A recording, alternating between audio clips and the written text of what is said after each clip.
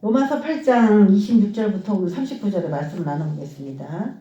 사람이 육신을 이기고 영으로 살아가기 위해서 우리는 이제 태어날 때는 다 그냥 뭐 눈에 보이는 세계가 단가 보다 이렇게 생각하고 있는데, 하나님 말씀 보니까 눈에 보이는 세상이 다가 아니라 눈에 보이지 않는 그 세상이 또 있고, 또 눈에 보이지 않는 세상에서 우리 다시 태어날 거고, 여기서도 눈에 보이지 않는 세상이 눈에 보이는 세상을 다스리고 그러니까 주관하고 있다라고 하는 그런 얘기를 이제 성경이 하는 거예요. 그래서 우리도 내가 각자의 이름이 있죠. 자기가 이 인생을 살아가는데 그 사람이 그렇게 죄를 짓고 사나 보다. 그 사람이 나쁜 사람인가 보다. 이렇게 생각했더니 그 사람 안에 보이지 않는 이 죄라고 하는 그 보이지 않는 어떤 존재 때문에 그 사람의 이미지가 그렇게 탈색이 됐다는 거예요. 그래서 그 사람에게도 보이는 게 전부인데 보이지 않는 그 사람 안에 있는 어떤 그것을 보면서 신앙생활 한다면 굉장히 더 성숙할 수가 있다라는 것이죠. 우리 이제 두 가지 세상에서 살아가요. 보이는 세상, 보이지 않는 세상. 그런데 이제 보이는 세상에는 이제 말 안 해도 우리가 다 잘 알아. 그런데 보이는 세상에 대해서는 또 모두 못한 거죠. 교육이 전까지는. 그러니까 눈에 보이지 않는 어떤 세력은 그 인간 세계에서 갖고 놀기 너무 좋은 거죠. 눈에 보이는 것대로만 보고 판단하는 인간들을 대할 때에 너무 쉬운 거죠. 자신들이 갖고 즐기기가. 그것이 뭐냐면 이제 악한 영이거든요. 악한 영. 눈은 있는데 장님인 거예요. 사람이. 나한테 왜 이런 일이 일어나는지 모르는 겁니다. 근데 그들이 계속 이제 그리스도인들을 앞으로 전진하지 못하게 하는 게 뭐냐면은 영으로는 자꾸 하나님을 섬기고 하나님의 뜻대로 하기를 원하는데 우리 육신이 자꾸 하나님에게 나아가는 거를 방해해요. 육신의 정욕이. 뭐 추운 날 누가 뭐 교회 오고 싶은 사람이 얼마나 있겠습니까? 그 정욕이에요. 추운 게 싫은 거. 그 주의 뜻을 따라가다 보면 손해보는 것 같아. 그 손해보는 거 그것도 불합리한 건데 하나님 안에서 이제 손해가 하나도 없는데 그렇게 눈에 보이는 세계와 보이지 않는 세계를 우리가 잘 인식하는 데까지 신앙생활이 좀 많이 걸립니다. 자, 그런데 우리에게만 그런 일이 해당이 되는 게 아니라 이 세상의 그 피조물들, 눈에 보이는 우리가 다스려야 될 어떤 그런 만물도 간절히 기다리는 게 있는데 하나님의 아들들이 속히 이 눈에 보이는 세계 가운데에서 진짜 왕노릇하면서 하나님의 아들로서 새 나라를 만들어주기를 굉장히 고대한다 그랬어요. 그래서 새로운 세계에도 피조물이 있느냐? 있다는 거죠. 나무도 있고 다 모든 시냇물도 있고 새도 있고 다 그럴 수가 있는데, 자 그러면 우리가 빨리 하나님의 아들들로 완전 부활해서 그렇게 영원 세계에 가기에 합당한 그런 존재로 만들어지면 좋은데, 우리가 육신도 이 안에 있고 영도 이 안에 있단 말이에요. 두 개가 다 있어요. 마음으로는 하나님을 섬기고 싶지, 성령이 우리를 주장해 가니까 따라가고 싶은데 뭔가 상황, 환경 그런 것들, 외적인 거 그런 것들이 우리를 이제 녹록지 않게 해요. 그래서 오늘도 26절에 시작한 게 성령도 우리의 연약함을 도우시나니. 너 혼자 그렇게 해. 내가 너한테 알려줬으니까, 비밀을 알려줬으니까 너 그렇게 해. 이렇게 말하는 거는 이거는 이제 구약의 율법 받은 사람이랑 다를 게 하나도 없어요. 성경책을 주고서 너 이렇게 해. 이렇게 해. 그들에게 돌판에 율법을 써준 거나 우리에게 이치를 가르쳐주고 이렇게 하라고 하는 거나 말씀을 주신 거나 똑같아요. 그럼 뭐가 다르냐? 우리가 그렇게 못하니까, 율법에 있는 사람들도 그걸 못 지켰으니까 결국은 어떻게 했냐? 하나님이 우리 안에 들어오셔서 우리에게 어떻게 해야 되는지 그때그때 가르쳐 주신다면은 그거는 이제 율법을 받은 사람하고는 이제 완전히 틀린 거죠. 우리가 율법 받은 사람하고 달라요. 하나님의 영이 우리 안에까지 들어오셔서 우리를 이끌어 가시는데 어떻게? 우리의 연약함을 도우신다. 여기서 연약함은 병들고 아픈 그런 연약함이 아니라 죄질 수밖에 없는 연약함이에요. 영을 따라서 하고 성령을 따라서 해야 되는 게 옳은 건 아는데 그게 잘 안 되는 거. 그게 연약함이에요. 그러니까 하나님을 자꾸 실망시키기 쉽고 영적 생활이 주저앉게 되고 뭔가 나아가지를 못해. 게을러지고. 그런 연약함이에요. 근데 그걸 누가 돕냐? 성령께서 그걸 도우십니다. 어떻게 도우시냐? 우리는 마땅히 기도할 바를 알지 못하나 오직 성령이 말할 수 없는 탄식으로 우리를 위하여 친히 간구하시느니라. 우리 안에서 나에게 필요한, 이 사람이 자꾸 죄에 넘어져. 어떤 부분 때문에 약해. 그런 걸 우리 안에 계시기 때문에 내 생각을 아주 깨뚫고 계시겠죠. 우리 안에 계시기 때문에. 내 영 안에 계시기 때문에 내 영의 상태에 대해서 너무 잘 알아. 그분이. 그러니까 그걸 친히 간구해줘요. 자, 또 한 가지 뭐냐면 34절에 보세요. 34절에. 누가 정죄하리요? 죽으실 뿐 아니라 다시 살아나시는 그리스도 예수시니 그는 예수 그리스도는 하나님 우편에 계신 자요 우리를 위하여 간구하시는 자신이라. 아까 성령께서 우리를 위해서 우리 안에서 간구해 주시죠. 또 누가 간구해 주시냐면은 하나님 보좌 우편에 올라가신 그 예수 그리스도께서 우리의 모든 삶을 살피시고 우리의 연약함을 그분이 또 간구해 줘요. 여기서 간구해 준다는 건 대신 이렇게 하나님께 올려드린다는 얘기인데 뭐에 대해서 우리의 죄질수밖에 없는 그 연약함을 도우시더라고요. 이렇게 하늘에서도 우리 안에서도 하늘과 땅이 연결돼가지고 이렇게 우리 이끌어 가시니까 우리는 하나님이 지금 나에게 어떻게 하기를 원하시는지에만 바짝 들으려고 하고 내가 잘못될 때마다 가르쳐 주세요. 뭔가 문제가 있는지 깨닫게 해주세요라고 우리가 계속 지속적으로 그분의 지도를 받기를 원한다면 하나님은 언제든지 우리에게 네가 지금 잘못 가고 있다, 잘 가고 있다라는 거를 얘기해 주실 수 있어요. 근데 한 가지는 이제 우리가 그런 걸 주님께 요청하지 않는다면은 안 들리는 거죠. 내가 잘하고 있다라고 스스로만 생각한다면은 하나님께서 어떤 사람을 통해서 어떤 상황을 통해서 얘기를 하는데도 그걸 놓쳐버리기 쉽죠. 그래서 항상 깨어 있어야 된다고 하는 건데, 우리를 위해서 간구하시는 성령님, 우리를 위해서 간구하시는 예수님, 이 두 분이 하늘과 땅에서 우리를 위해서 역사하시는데, 자, 27절에 성령님이 하시는 일은 뭐냐? 마음을 살피시는 이가 성령의 생각을 하시나니, 이 마음을 살피시는 이는 하나님입니다. 하나님께서 성령의 생각을 아시나니, 성령님은 우리 안에 계신데 성령님도 하나님이시기 때문에 하나님과 이 소통이 다 되시잖아요. 그러니까 나에 대해서 예수님, 성령님, 하나님이 다 아시는 거예요. 나의 마음속의 형편에. 아시나니 이는 성령이 하나님의 뜻대로 성도를 위하여 간구하심이니라. 그러니까 여러분의 그 개인 감정이나 오늘의 그 마음의 상태가 아휴, 내 이런 마음은 아무도 몰라. 아무도 몰라. 이 세상에 아는 사람 없어. 아우 외로워. 이러지만 하나님 아시고 성령님 아시고 예수님 아시면은 내 모든 상황을 다 아시는 거야, 그분이. 사람은 모를 수 있어요. 사람은 보이는 거에만 집착해요. 얼굴 표정이 안 좋네. 왜 기분이 안 좋아? 이렇게 물어보겠지만 우리 아버지, 아버지 이 세상엔 두 가지 피가 있다 그랬어요. 부모로부터 내려받은 피. 여기 이제 아파서 다치면 나오는 그 피죠. 아버지가 준 피. 그 피가 우리 몸 안에 흐르고 있어요. 그 눈에 보이는 피. 그 피를 받았기 때문에 내가 그분의 자식이 되는 거예요. 자녀가 되는 거예요. 또 하나의 피는 내가 예수님을 믿음으로 예수님의 피인 이 말씀이 내 안에 흐르게 하기 위해서 이거 이제 먹고 내 안에 이제 흘러요. 이 피로 태어난 그 사람들. 피로 하나 된 사람들. 그 피는 눈에 보이지 않아요. 그 예수의 피는. 그리고 그것도 가족이에요. 아버지 피를 가진 형제 자매가 있듯이 예수님의 피를 가진 우리들은 또 다 형제 자매가 되는 것이죠. 피의 능력인데 한 가족이 되는 거죠. 그렇기 때문에 하나님께서 자기 자식의 형편을 꼼꼼하게 챙기시고 하나부터 열까지 다 감찰하시는 거예요. 자식을 안 보는 것 같아도 부모는 자식을 다 봅니다. 지금 뭐 하는지 무슨 생각을 하고 있는지 안색이 좋은지 나쁜지를 늘 살핍니다. 그 자식은 혹시 부모가 별로 마음에 안 들어 그래갖고 딴짓을 하고 다닌다 할지라도 부모는 계속 그 자식을 주시해서 보고 있어요. 지금은 저런 거에 정신 팔려 있지만 언젠가는 또 부모가 아쉬워서 올 날이 있을 것이다 라고 또 그 자리에서 기다리는 게 부모예요.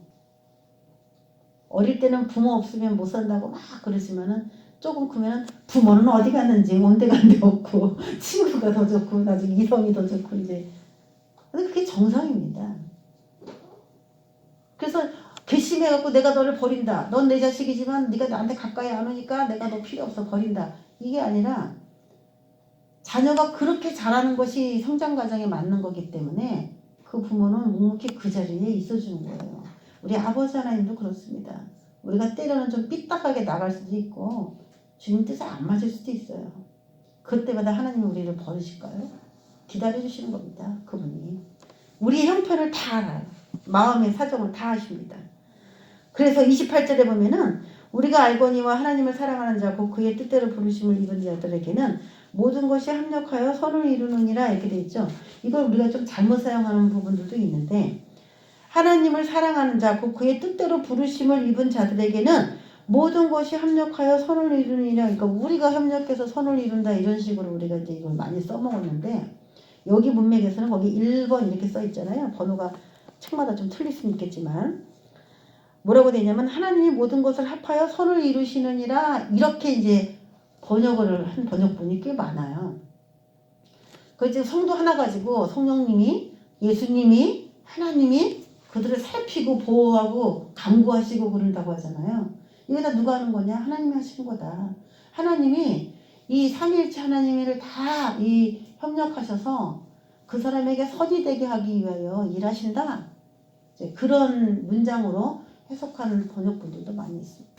우리가 협력해서 선이 이루어지는 그것도 없으리라는 법은 없으니까 우리가 자연스럽게 이 문장을 그렇게 사용하는데 문맥적으로 본다면은 지금 사람과 하나님과의 관계가 아니라 삼위일체 하나님이 그 성도를 위하여 사랑하는 그 나의 성도들을 위하여 부르심 받은 그 자들을 위하여 그분이 협력하여서 성도들을 위해서 아낌없이 일해 가시는 그런 모습을 이제 표현한 그런 문맥으로 이제 보여지는 거죠. 자, 28절에 합력하여 선을 이룬다. 이건 굉장히 이제 우리가 유명하게 잘 쓰는 말씀이죠. 예. 하나님의 뜻대로 부르심을 입은 자들에게는 모든 것이 합력하여 선을 이루느니라. 이 말씀 아주 유명한 말씀이에요. 자, 29절에 하나님이 미리 하신 자들을 또한 그 아들의 형상을 본받게 하기 위하여 미리 정하셨으니 이는 그로 많은 형제 중에서 맏아들이 되려 하심이라.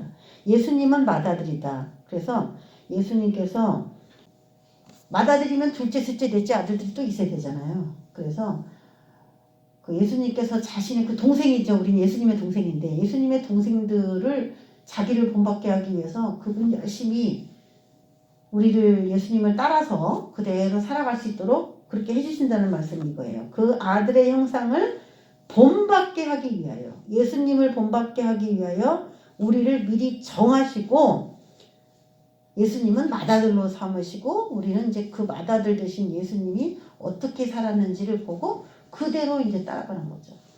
그 집에 이제 큰 누나 아니면 큰 오빠, 형 이런 사람이 어떻게 살았느냐가 동생들한테 영향을 끼친다라고 하는 것이 입증돼요. 제일 그 집의 윗사람이 어떻게 살아가느냐가 동생들한테 본이 된다고 하더라고요. 실제로도. 저렇게 해도 되는구나라는 걸 동생이 배우는 거예요. 그렇기 때문에 이 큰 누나, 큰 뭐 형 이런 사람들이 그 삶이 결혼을 하더라도 더 모범적으로 살아야 된다라고 하는 그런 인식이 필요하죠. 왜? 저렇게 해도 되는구나 하면은 뭐 동생들이 다 망가져 버리니까. 교회에서도 마찬가지죠. 언니들이나 오빠들이 몰래 동생들 옆에다 놓고 몰래 하는 행동들을 동생들이 저렇게 해도 되는구나 그렇게 배워요. 교회에서도. 그 영향력이라고 하는 건데 예수님도 모범을 보이셨으니까 우리들도 아들의 형상을 본받아라 그죠. 그래서 이제 4가지 절차에 의해서 하나님이 구원의 이제 과정들을 설명했어요. 30절. 미리 정하신 그들을 또한 부르시고 부르신 그들을 또한 의롭다 하시고 의롭다 하신 그들을 또한 영화롭게 하셨느니라. 이거 4단계로 나왔어요. 정하시고 부르시고 의롭다 하시고 영화롭게 하시고. 구원의 서정 8단계 그래가지고 부르심, 뭐 거듭남, 칭의, 양자, 성도의 견인, 영화, 성화 이래가지고 8단계를 쭉 이렇게 더 자세하게 이 4군데다가 사이사이에 눈 그런 사람들이 연구해서 그렇게 눈 신학교에 감지 그런 걸 배워요. 그리고 맨 처음엔 하나님께서 부르시고 그 사람이 이제 거듭나. 우리 지금 엄마 뱃속에서 응애하고 나왔듯이 예수 안에서 다시 태어나는 거예요. 이스라엘 백성들을 출애굽기에서 보여줄 때 애굽에 있는 이스라엘 백성 또 애굽에서 이제 광야로 가 있는 이스라엘 백성, 또 가나안 땅 들어가 있는 이스라엘 백성, 그렇게 3단계로 나눴는데, 그거를 오늘 요 4가지를 접목해서 그 지도 위에다 올려놓는다면은, 애굽에 있을 때가 정하신 거죠. 정하신 거, 하나님이. 그 사람을 구원하기로, 그 사람을 하나님의 백성으로 삼기로. 어디에서 정하냐? 애굽에서 정해져요. 애굽은 어디냐면 이 세상을 말해요. 이 세상. 이 세상에 엄청나게 많은 사람들이 있는데, 애굽에서 두 부류의 사람이 살고 있다라고 출애굽기에서 얘기하죠. 하나는 애굽 사람, 하나는 이스라엘 사람이라고 얘기를 해요. 같이 세상에 있는데 아직 예수도 안 믿는데 그들이 애굽에 그냥 같이 살고 있는데, 애초에 하나님은 이 사람은 애굽 사람, 이 사람은 이스라엘 사람 해서 분리를 해놨어요. 다 애굽에 살고 있는데. 그러니까 이 세상에서 지금 나는 애굽 사람으로 그냥 세상 사람으로 쭉 갈지, 하나님의 백성으로 선택되어 갈 건지 자기 스스로는 모르지만 이 세상에는 두 부류의 사람들이 있다는 거예요. 근데 여기서 너 이스라엘 백성이야, 하나님의 백성 될 거야, 정하신 일은 이 세상에서 같이 일어난다는 거예요. 애굽에서 일어났듯이. 그럼 어떻게 돼요? 정했으면 불러, 그분이. 너 여기 있으면 안 돼. 너 이렇게 세상에서 이렇게 타락하고 살면 안 돼. 너는 하나님의 백성이야 하면서 어느 날 자각을 줘요. 어떤 상황을 만들어서. 그 세상 사람에서 꺼내서 하나님의 백성으로 그 사람을 불러. 부르면 우리의 마음이 나도 모르게 하나님한테 이렇게 이끌려가. 상황적으로. 뭐가 이끌려가. 그게 부르심이에요. 그 다음에 뭐예요? 의롭다 하시고. 신학적인 용어로 칭의. 그러죠. 의롭다고 칭한다. 의롭다 하시고. 의롭다 하시고 뭡니까? 홍해를 딱 건널 때 그냥 못 건너요. 어떻게 건너요? 홍해라는 거는 피바다라고 그랬어요. 피바다. 출산할 때 엄마 뱃속에서 터치고 나오면서 이렇게 피랑 같이 이렇게 생명이 나오듯이 홍해 바다를 탁 터치고 그 나올 때 그것을 이제 애굽 사람이 아니고 이제 하나님의 백성으로서 응애하고 태어나면서 그 사람은 예수 그리스도를 구세주로 영접하고 새로운 삶에 동의했기 때문에 새로운 땅에다가 발을 탁 디디면서 그 사람 하나님께서 또 의롭다, 또 예수님 때문에 새로운 땅으로 이렇게 왔구나, 또 의롭다, 잘했다, 이렇게 칭해주는 거죠. 그리고 강해 40년을 이제 뭐 양자, 그 다음에 양자, 구원의 8단계를 보면 양자예요. 양자 삼아주시는 거죠. 그 시내산에서 하나님이 말씀을 막 선포해 주면서 그 씨를 받아, 이스라엘 백성들이. 그러면서 아버지와 아들의 관계로 그들이 더 이제 돈독한, 아버지의 씨를 받은 아버지 아들들이 다 되는 거죠. 성도의 견인, 우리를 이끌어가요. 이제 이끌어가서 어디로? 가나안으로 이끌어가죠. 성도의 견인. 맨 마지막 단계는 영화예요. 그래서 영화는 뭐냐면 번데기가 나비 되는 거예요. 생긴 게 전혀 다르죠. 그게 영화예요. 이 성경은 이 우리들의 신앙생활의 이런 과정들을 매우 자세하게 묘사하기 위해서 여러 사람들을 끌어다가 신앙의 흐름이 이렇게 될 거다라고 계속 반복해서 보여주는 작업이에요. 그래서 네가 지금 그 자리에만 있으면 안 된다. 계속 전진해 나가야 된다라는 그런 암호를 다 심어놨어요. 성경에. 그거 읽으면서 나는 어디까지 왔는가? 나는 어디까지 왔는가? 성경을 보면서 자신의 위치를 발견하고, 왜 난 신앙생활 한 지 몇 년 됐는데도 계속 그 자리지? 계속 검증을 받고 나가야 돼요. 그래서 이 애굽에 있는 이스라엘, 광야에 있는 이스라엘 백성, 가나안 땅에 있는 이스라엘 백성, 이 세 가지, 이 땅의 변화인데 똑같은 땅인 것 같은데 땅이 바뀌죠, 이름이.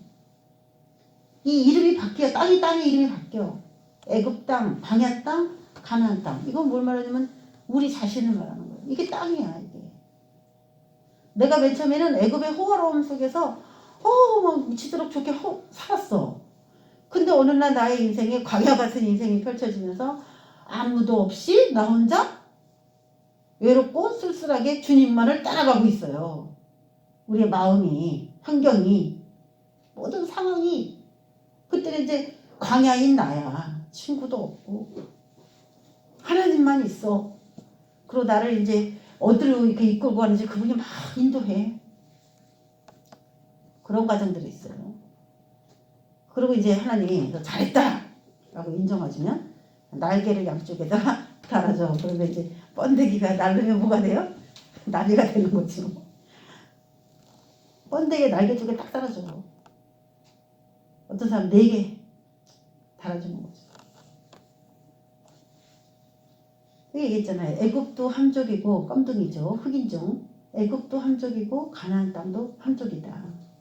함족이라는 얘기는 뭐예요? 이 죄를 상징하는 사람이라 했죠. 흑인은 죄인을 말하는 용어라고 그랬어요. 흑인은 죄인을 상징하는 용어예요. 자, 노아의 세 아들이 있다 그 얘기할 때 얘기했었죠. 노아의 세 아들이 하나는 흰둥이, 하나는 황인종, 하나는 검둥이. 노아의 세 아들이. 또 어떻게 아버지는 무슨 종? 아버지는 무슨 종이에요? 노아는 무슨 종이야? 흰둥이, 검둥이, 황인종 중에. 어떻게 아버지는 뭐 어떤 종인지 모르지만 아들이 어떻게 흰둥이, 검둥이, 황인종 다 나와? 3종 세트가 다 나와? 아들이? 그게 결국은 함족이 나중에 이제 노아에게 범죄해가지고 저주를 받게 됐는데 그게 이제 죄인을 상징하는 마음이 검은 사람.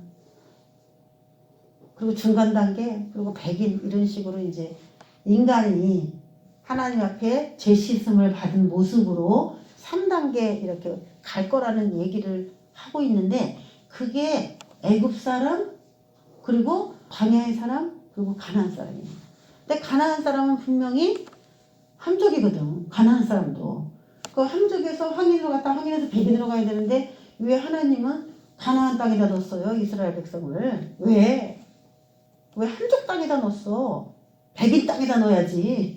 백인 중에 살고 있는 땅에다 넣어야 이게 맞잖아요. 이게 신앙의 성숙도에 따라서 크게 이치적으로 맞는데 왜 함족 땅에서 나와서 광야에 있다가 왜 함족 땅으로 도로 들어가냐고. 광야 훈련을 왜 받았어 그럼? 함족 땅에 있다가 함족 땅으로 갈 것 같으면은 광야 훈련을 왜 받았냐고. 광야 훈련을 받았으면 백인 땅으로 가야지 맞는 건데 영적으로 가서도. 그런데 흑인종이 땅에서 나와가지고 흑인종 땅에 가기 위해서 강에서 엄청 훈련시켰다. 왜 그랬을까? 그거죠. 왜 그랬느냐? 애굽은 이스라엘 백성들이 종으로 있었어요. 그러니까 그들은 죄인인데 죄인들에게서 이스라엘이 밑에 있었어요. 그럼 뭐냐면 늘 죄의 영향력 아래 있었다는 거예요. 그 사람은. 죄가 그 사람을 지배하는 그런 나라에 아주 죄에 대해서 미약한 존재로 애굽에서 살고 있었다는 얘기가 되는 거예요. 근데 거기서 불러내야 되는 거예요. 하나님이. 안 불러내면은 죄의 영향력 아래 깔려서 그냥 죄 짓는 게 당연한 것처럼 살아가. 그러니까 그냥 죄인으로 태어나서 죄인으로 끝나. 애굽에만 있으면 그래요. 그러니까 제가 대통령이 죄인이거든. 죄인이라는 게 대통령이야. 우리나라도 약간 비슷하지 않습니까? 죄인이 대통령이야. 그러니까 모든 백성은 다 뭐예요? 죄인의 다스림과 통치 밑에 있으니까 죄를 짓는 게 그들의 법이야, 법. 죄를 지으라고 하는 나라야. 그 나라에서 내 백성이 있는 거예요. 그러니까 거기서 태어나고 거기서 죽으면은 태어날 때도 죄인이고 죽을 때도 죄인이야. 그러니까 안 돼. 그래서 정하신 그들을 부르는 거예요. 불러. 그때는 부를 때는 불의하죠. 하나님 볼 때. 옳지 않아요. 근데 그걸 어떻게 해? 씻기는 게 뭐예요? 6월절에 피로 한번 문설주에 발라서 내 백성 죽을 거 살리고 그것도 또 바다에다 물에다 홍해서 한번 씻어서 나오니까 아유 뻔듯해 내 백성이. 피로 2번 닦으니까. 그래서 아 깨끗하구나 옳구나 목욕하고 나온 자죠 이제. 그런데 이제 가나안 땅 가서 보니까 거기도 흑인종이야. 거기서 죄 짓는 사람들이 다 모여가지고 사는데 거기는 어떤 나라냐면은 장대한 아낙 자손이 주인이야. 그 땅의 주인이야. 장대해. 죄인 중에서도 제일 크고 제일 우람한 사람이 살아. 가나안 땅에. 글로 들어가면 이제 쌤쌤인 것 같잖아요. 저기 애굽이나 뭐 가나안이나. 근데 똑같은 게 아니에요. 왜냐면은 애굽에서는 그냥 능력이 없는 종이었는데 여기서는 어떻게 해요? 무찔러가지고 내쫓아버렸어. 할렐루야. 칼싸움에서 이긴 거예요. 이 칼싸움이 뭐라 그랬어요? 이 말씀의 칼로 그들을 이건 죄야 안 돼 싹둑 잘라버렸다는 거죠. 나 이제 그렇게 죄인으로 안 살 거야 싹둑 잘라버리니까 그 장대한 거인족들도 다 나가게 빠졌다는 거죠. 그러니까 광야에서 결국 배운 게 뭐예요? 칼싸움. 광야에서 배운 게 칼싸움이에요. 어떤 죄가 딱 들으면 이 말씀으로 딱 떠올라가지고 생각해서 아니야 이건 죄된 행동이야 나는 이거 죄 안 질 거야. 그러면서 광야에서 그 훈련을 엄청 받았어요. 몇 년? 40년을. 그게 뭡니까? 영화롭게 자기 안에 있는 엄청난 거인 죄를 짓도록 그 유도했던 영 안에 뿌리 박혀 있는 존재를 봤더니 이 존재가 엄청 커 나보다 엄청 커. 그래서 인간이 죄를 지었던 거야 알고 봤더니. 로마서를 보면은요 그 우리 영 안에 심령 안에 이 죄가 거인족처럼 뿌리를 깊게 데리고 이걸 파헤칠 수 없을 만큼 그렇게 인간이 죄인입니다. 왜 그렇게 커요? 그 죄가 사람 안에 죄가 왜 이렇게 크냐? 조상이 자식을 낳고 조상이 자식을 낳고 자식을 낳고 자식을 낳으면서 계속 유전되어 내려온 그 죄가 뭉치고 뭉쳐갖고 내 안에 딱 영 안에 터줏대감처럼 앉아있는 거예요. 역대로 못된 짓 했던 모든 조상들의 모든 죄악이 하나의 그 우리의 유전자 염색체 속에 다 들어있는 거야. 피 속에. 그러니까 거인이지 이거는. 그러니까 지배를 받았던 거예요.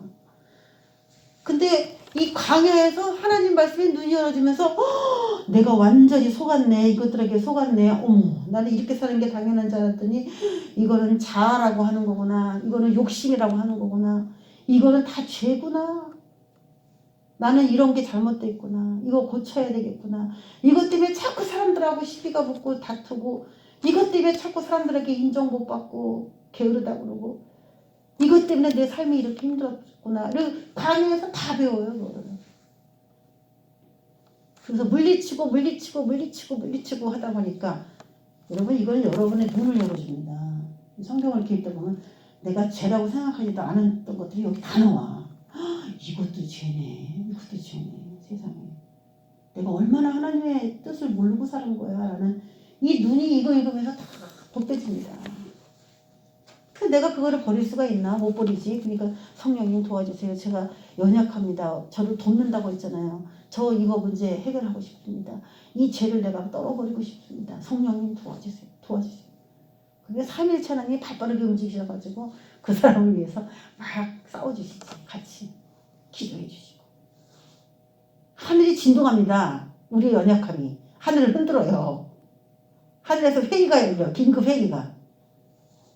제가 이 죄 때문에 지금 너무 힘들어하는데 이거 어떡할까? 이렇게 해갖고 이렇게 다 해줍시다. 그래서 하늘에서 죄를 벗어나고 싶어하는 그 자녀들, 내 자녀를 영화롭게 아름답게 죄인에서 정말 아름다운 내 자녀로 만들어가야 되는데 하나님이 적극적으로 도와주시죠. 찬성하십니다. 그런 단계예요. 그런데 그 광야 40년이 말이 광야 40년이지 그게 보통의 연수는 아니잖아요. 그동안에 참 많은 일이 있습니다. 이론적으로 보면 굉장히 심플하죠? 이론적으로 보면은 그렇죠? 그냥 죄 짓지 않도록 내 마음 관리를 잘하고 살면 되겠구나 하지만은 죄가 뭔지를 알아야지. 그러니까 이거를 많이 읽어야 돼. 그래야 죄가 뭔지 이제 낱낱이 우리 영이 알게 되는데 알아도 안 돼. 누가 도와야 돼? 내 안에 성령님이 도와줘야 되는데 방해 세력이 있죠. 31절에 누가 우리를 대적하리요? 예, 대적하는 사람이 있다는 거예요. 그러면서 32절에 자기 아들을 아끼지 아니하시고 우리 모든 사람을 위하여 내주시니까 어찌 그 아들과 함께 모든 것을 우리에게 주시지 않겠느냐.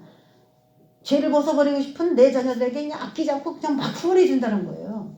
지지해주고 널 충분히 돕는다는 거죠. 하나님이. 누가 능히 하나님께서 택하신 자들을 고발하리요. 고발도 당할 수 있다는 거죠.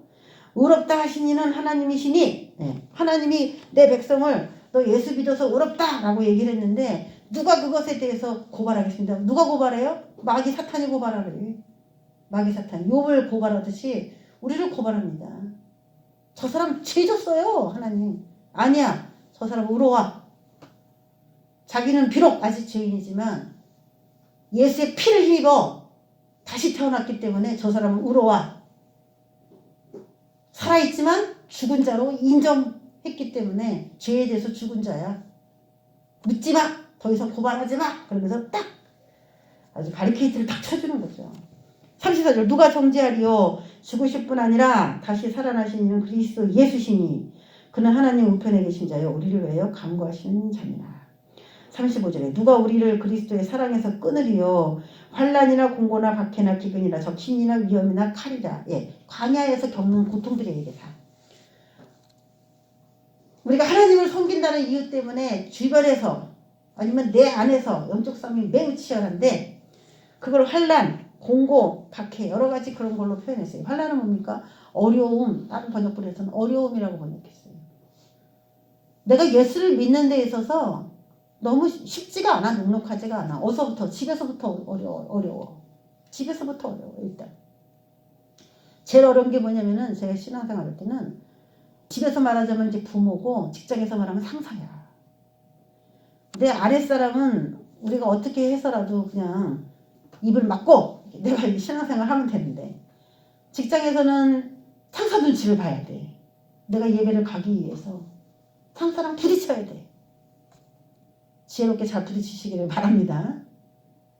그러나 예배 제일주의로 갔어요. 예배 우선주의. 아무리 직장이 바쁘고 직원들이 12시까지 다 남아서 일을 하는데 6시면 무조건 나는 나와야 돼. 그래야 7시 수요 예배를 난 드릴 수가 있어.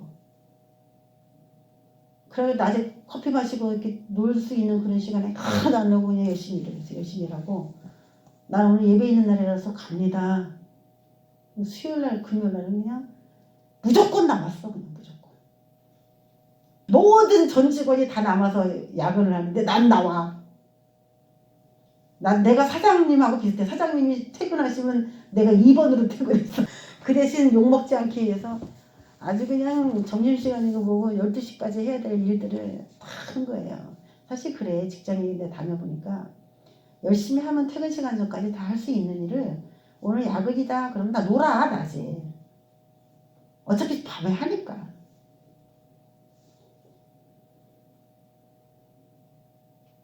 그런 부딪힘. 그 어른들을 거스르기가 힘들죠. 여자들은 결혼하면 이제 시댁 어른들을 거스르기가 좀 힘들 거고 남자들은 처갓집이 만약에 안 믿는 사람이라면 처갓집 어른들을 거스르기가 참 어려운 거예요. 윗사람 거스르기가 어렵죠. 그게 어려움이에요. 환난. 여러 가지 뭐 어려움도 있겠지만 공고.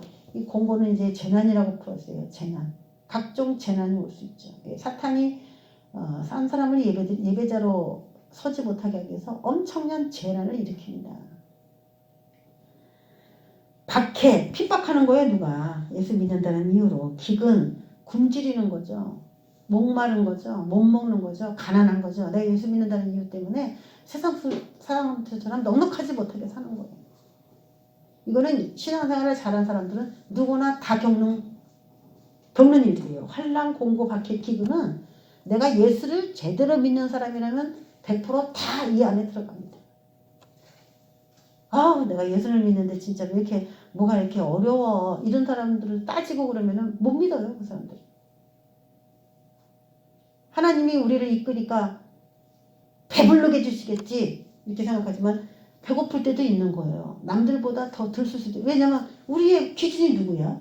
한 달에 1,000만 원 버는 사람이 기준이에요. 한 달에 500만 원 버는 사람이 기준이에요. 한 달에 300만 원 버는 사람이 기준이에요. 우리의 기준이 누구냐에 따라 나는 상대적으로 기근이다 이렇게 말하는 사람도 있고 사회에서 저소득층에 비하면은 그래도 난 풍요롭다. 기준자가 누구냐에 따라 내가 기근을 당하고 있다라고 생각할 수도 있고 풍요롭다고 생각할 수도 있어. 그거는.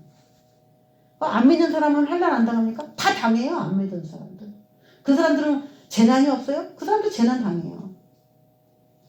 그래서 우리가 그런 것들을 피하고자 하지만은 피하지 못하고 당하는 경우들도 상당히 많이 있는데 100% 피할 수는 없겠지만 우리가 기도로 그나마 불필요한 재난이나 환난은 기도로 제어가 가능해요. 100%는 제어할 수가 없고 우리가 꼭 어떤 죄성에 노출돼서 하나님이 그거를 처리를 해야 된다. 그러면 우리가 그 환난을 당하면서 새로운 깨달음을 얻으면서 이제 하나님이 원하는 속성으로 만들어 가겠지만 기도함으로 굉장히 많은 부분의 환난들을 이렇게 뚫고 안 당하고 갈 수 있는 그런 위력은 있어요. 기도에. 기근도 기도로, 환난도 기도로, 공고나 박해도 기도로 조금 줄어들 수 있죠. 하나님의 시험은 누구에게나 다 있는 거고 우리가 100% 의롭지는 않기 때문에 하나님의 훈련이다 이런 거는 반드시 있습니다. 그렇지만 더 수월하게 그 훈련을 가는 사람들도 있어요. 적신, 이거 벌거벗는 거죠. 예수 믿는 것 때문에 헐벗고 다 옷도 제대로 못 입고 뻘거벗기고 수치나 창피를 당할 수도 있어요. 예수님도 그랬죠. 십자가에서 다 벗겼죠. 위험, 칼, 생명의 위협도 느끼는, 전 세계적으로 그리스도인이라는 것 때문에 지금 박해받고 목숨을 잃는 이슬람 사람들에게 순교당한 사람도 굉장히 많거든요. 지금 그런 사람들도 꽤 많이 있습니다. 자, 이런 우리를 영화롭게 하실 것이고 하나님, 예수님, 성령님이 우리를 도와서 이끌어 갈 것이지만은 또 그에 못지않게 방해하는 이런 세력들도 우리의 상황 속에서 녹록지 않게 꽤 있다는 거예요. 기록된 바 우리가 종일 주를 위하여 죽임을 당하게 되며, 나를 위하여가 아니라 주를 위하여 일하다가 생긴 어려움들이라는 얘기죠. 이 지금 어려움이 내가 주를 위하여 헌신할 때 죽임을 당하게 되며 도살할 양같이 여김을 받았나이다 함과 같으니라. 그러나 이 모든 일에 우리를 사랑하시는 이 누구예요? 하나님, 예수님, 성령님 우리를 사랑하시는 이로 말미암아 우리가 넉넉히 이길 수 있느니라, 이런 말이에요. 넉넉히 겨우겨우 이기는 게 아니라 죽음이 와도 이길 수 있는, 넉넉히 이길 수 있는 믿음이 하나님으로부터 온다. 우리를 사랑하시는 그분의 힘으로 인하여 우리가 그렇게 된다. 우리가 잘하는 게 아니고 우리를 사랑하시는 그분으로 말미암아 우리가 그렇게 할 수 있다는 거죠. 내가 확신하노니 사망이나 생명이나 천사들이나 권세자들이나 현재일이나 장래일이나 능력이나 높음이나 깊음이나 다른 어떤 피조물이라도 우리를 우리 주 그리스도 예수 안에 있는 하나님의 사랑에서 끊을 수 없으리라. 하나님이 자기 자녀를 어떻게 붙들겠다는 거예요? 그냥 꽉 붙들겠다는 거죠. 절대로 세상에게 다시 뺏기지 않기 위해서 끈끈한 끈으로 잡아 끈다는 겁니다. 자, 이 신앙생활하는 정하시고 부르시고 그들을 의롭게 하시고 영화롭게 하는 이 단계 가운데서 제일 이제 그 간격이 큰 게 부르시고 의롭다 하시고, 거기 이제 바닥바닥 있는 것 같은데 의롭다 하시고 해서 영화롭게, 여기는 40년이라는 시간이 다 소모될 정도로 칭의가 있고 난 다음에 이 영화롭게 되는 이 과정 속에서는 엄청난 반대 세력들이 굉장히 많다고 이제 얘기를 했어요. 자, 그럼 우리가 한 가지 예를 보겠습니다. 사도 바울의 예를 한번 볼까요? 고린도후서 11장 보겠습니다. 23절부터 읽겠습니다. 고린도후서 11장 23절에 보면은 사도 바울이 참 사도냐, 거짓 선지자들이 참 사도냐, 고린도 교회에서 말이 많았어요. 그리고 바울을 볼 때는 편지에는 되게 힘이 있고 뭔가 힘이 넘치는데 만나보면 사람이 뭔가 이렇게 약해 보이고 말하는 것도 이렇게 어눌하지? 그러면서 거짓 선지자를 더 사도인 것처럼 그렇게 생각했고, 사도 바울을 거짓 선지자 아니야 이 사람? 이렇게 거꾸로 생각하는 사람들이 많았어요. 그리고 사도 바울이 이제 그 편지를 쭉 적으면서 자기가 진짜 참된 하나님의 사도이고 내가 가는 모든 신앙생활에 하나님을 위해서 겪은 그런 과정들을 쭉 소개할 수밖에 없었어요. 상황적으로 자랑하려고 쓴 게 아니라. 23절부터 이렇게 읽어보겠습니다. 시작. 그들이 그리스도의 일꾼이냐 정신없는 말을 하거니와 나는 더욱 그러하도다. 내가 수고를 넘치도록 하고 옥에 갇히기도 더 많이 하고 매도 수없이 맞고 여러 번 죽을 뻔하였으니 유대인에게 40에서 하나 감한매를 5번 맞았으며 3번 패장으로 맞고 1번 돌로 맞고 3번 파손하고 일주야를 깊은 바다에서 지냈으며 여러 번 여행하면서 강의 위험과 강도의 위험과 동족의 위험과 이방인의 위험과 시내의 위험과 강요의 위험과 바다의 위험과 거짓 형제 중에 위험을 당하고 또 수고하며 애쓰고 여러 번 자지 못하고 줄이며 목마르고 여러 번 굶고 춥고 헐벗었노라. 이외의 일은 고사하고 아직도 날마다 내 속에 눌리는 일이 있으니 곧 모든 교회를 위하여 염려하는 것이라. 그러면서 32절 시작. 다메섹에서 아레다 왕의 고관이 나를 잡으려고 다메섹 성을 지켰으나 나는 광주리를 타고 들창문으로 성벽을 내려가 그 손에서 벗어나노라. 내가 하나님을 위하여 당한 모든, 우리 성경에 기록된 거, 위험이나 적시나 칼이나 이 모든 환난이나 공고 이런 거 박해 이런 것들을 사도 바울이 다 겪으면서 이 사람이 정말 아름다운 영화의 모습으로 지금 사도 바울이 변화되고 있는데도 불구하고 사람들은 저거 거짓 선지자 아니야? 저 말하는 게 왜 이렇게 조래? 어눌해? 말이 좀 어눌해? 설교는 잘 못하네? 이랬다는 거예요. 다른 번역본은 그렇게 번역을 했어요. 우리가 이제 하나님을 믿으면서 금식도 하고 때로는 세상 사람보다 못한 인정도 받고 내 정욕이 만족하지 않은 그런 것, 또 사고도 당할 수 있고. 저는 그렇게 생각합니다. 우리가 예수를 믿으면서 뭐 여러 가지 문제가 많이 발생할 수 있는데 저는 그렇게 생각해요. 세상 일을 하는 그 누구도 멀쩡한 육체나 신체를 가지고 살아갈 수 없습니다. 세상 일을 하는 사람도 하다못해 자기 입에 풀칠하기 위해 살아가는 사람도 결국은 늙고 병들고 오늘 여기에 적힌 이런 내용보다 그들이 더 낫지 않아요. 자기 마음대로 죄짓고 싶은 거 실컷 짓고 사니까 행복해 보일지는 모르지만 뒤돌아서 보면 그들의 마음이 얼마나 공허한지 몰라요. 누릴 거 다 누리면서도 뭔가 공허한 그런 게 있어요. 그렇게 사는 사람들도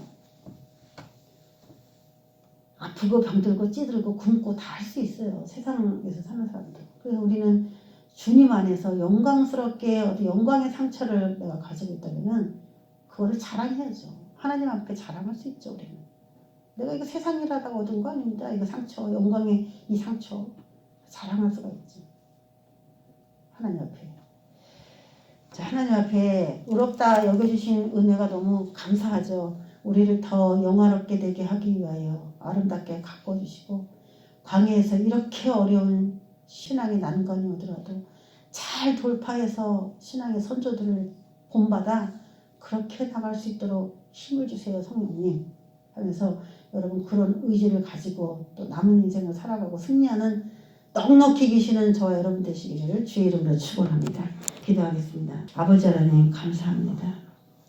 세상에 사는 사람도 힘들고 배고프고 욕먹고 핍박받고 우리는 주의 일을 하다가 주님을 위하여 자식도 못하고 줄이고 굶고 죽고 헐벗을 수 있습니다. 많은 위험도 올 수 있습니다. 그걸 영광의 아버지 상처로 주님 앞에 자랑할 수 있는 우리가 될지언정 불평하고 원망하지 않도록 우리의 마음이 더 성숙하게 성장할 수 있게 되기를 감사히 주님께 아뢰입니다. 영광을 받으실 주님께 영광 돌리었고 예수 그리스도의 이름으로 기도했습니다. 아멘.